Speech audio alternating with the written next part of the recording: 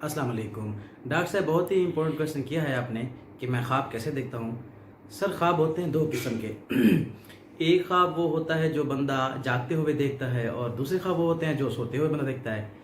तो अगर जागते हुए ख्वाब अगर इसकी बात की जाए तो जागते हुए सर मैं यही ख्वाब देखता हूँ कि अच्छा घर हो मेरा, अच्छी जॉब हो और पुरसुकून लाइफ हो, यही ख्वाब है।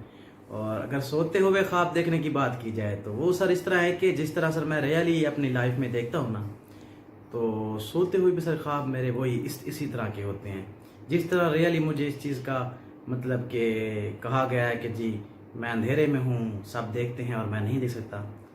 तो मतलब कि किसी की वॉइस सुन के मैं ये जज करता हूँ कि ये फ़लाँ शख्स है। इसी तरह सर ख्वाब में भी यही सूरत हाल होती है कि वॉइस से मुझे आइडिया होता है कि ये डॉक्टर खालिद साहब हैं और ये जो है मेरे वालिद मोहतरम हैं और ये फ़लाँ है, जो भी शख्स होता है ख्वाब में।